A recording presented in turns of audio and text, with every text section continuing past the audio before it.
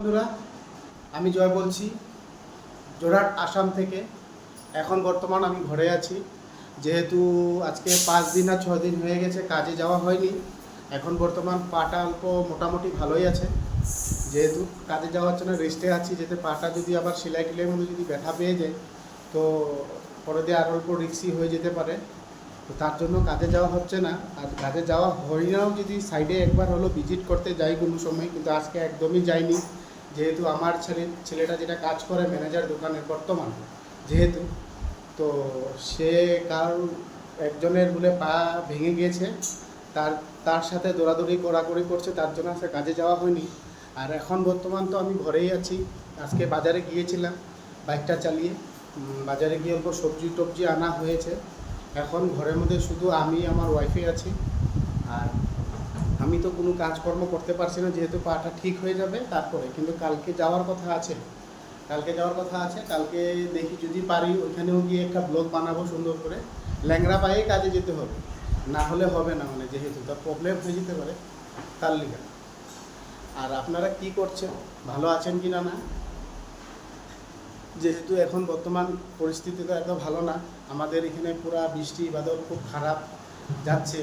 যেহেতু মানে রাস্তাঘাটে প্রচুর পরিমাণে জল হয়ে যাচ্ছে, তো তার জন্য মানে বাইক টাইক চালানোটা অল্প মুশকিল হচ্ছে, গাড়ি সারিগুলো দিকদার হচ্ছে। আর মানুষের ঘরে অনেক মানে ঘর অব্দি জলে ডুবে যাচ্ছে। আমার ঘরের কথা তো বলে লাভই নেই, যেহেতু এখন ঘরের পিছনে করতে গেলে একটার পর একটা হয়ে যাচ্ছে, মানে কিছু না কিছু একটা প্রবলেম হচ্ছে, তার জন্য মানে কিছু ঠিক করা যেতে পারছে না।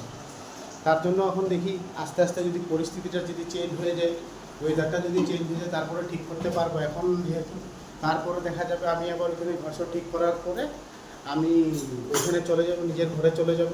যেহেতু ভাঙ্গা ঘর হলেও ওটা নিজের ঘর, যেহেতু এখন আমি ভাড়া ঘরে আছি, দেখতেই পাচ্ছেন। আর ভাড়া ঘরে থাকলে তো বহুত দিকদার, কাজকর্ম না করলে ভাড়াটা দিতে দিকদার হয়ে যাবে। তার জন্য যত জলদি পারি এখান থেকে সেরে চলে যাব। কিন্তু ভেবেছিলাম জলদি জলদি করে যাব, তারপরে দেখি আমার পাটা কেটে গেল, বহুত দিকদার হয়ে গেছে। তার জন্য মানে এখানে এত ঘরেও যদি কিছু কাজ টাজ ছিল সেটা আমি করতে পারছি না, আর বাবার একলা ছাড়তে পারছি না।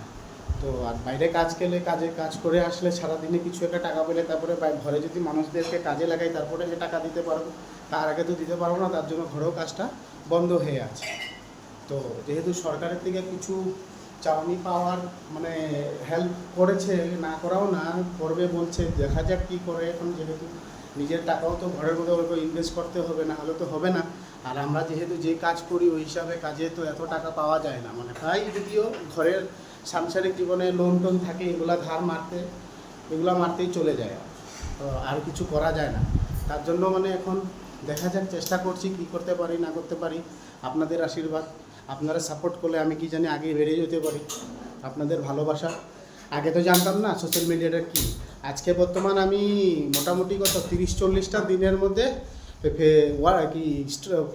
ইউটিউবে বর্তমান আমার 54টা সাবস্ক্রাইবার হয়ে গেছে, বর্তমান আপনাদের আশীর্বাদে। জানি না আমি আর কতদিন এগিয়ে বেরিয়ে যেতে পারবো, চেষ্টা আমার চলছেই, চেষ্টা চলে যাচ্ছে। আর যেটা আমি জিদ করি যে করব বলে, সেটা আমি করি, না করা কোনো পথ্যেও না। আমি ল্যাংড়া পায়ে কাজে যাচ্ছি, ল্যাংড়া পায়েও মানে কাজে একবার হলো ভিজিট করতে যাচ্ছি। যার ঘরে পা কেটেছিল তাদের ঘরেও গিয়েছিলাম। ওনাদের ঘরে ওনারা মালিকরা আমাদের এত বকেছে, মানে এত গালি দিয়েছে, মানে যথেষ্ট বলার মতন না।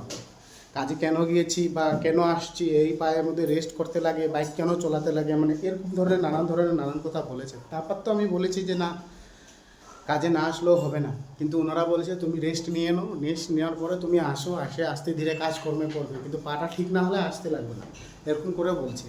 কিন্তু একটা সাইডের থেকে একটা মালিক এরকম করে মানে প্রেশার দিচ্ছে, সেটা বলার মতন না। আর আমি একটা তো রুমের ভিতরে ভিডিও বানাচ্ছি, বাইরে উঠে যাচ্ছি না, যেহেতু বাইরে বানাতে পারি। আর যেহেতু এখন পরিস্থিতি ভালো না দেখে আমি যাচ্ছি না। সব সিজিল হইল, সব সেটিং হইল, তারপরে আমি আবার রাত্রেবেলা যেরকম ব্লগ বানাচ্ছিলাম এদিকে ওদিকে আবার যাব, এক্সারসাইজও করব, জিমেও নাম লাগাবো। জিমের নাম লাগানোর কথা তো বলেছিলাম, জিমটা যাবো বলে তো জিম যাওয়াতে একেবারে বন্ধ হয়ে গেছে, কেন জানি না। তো এখন চাটা খাবো, চাটা বানাচ্ছে।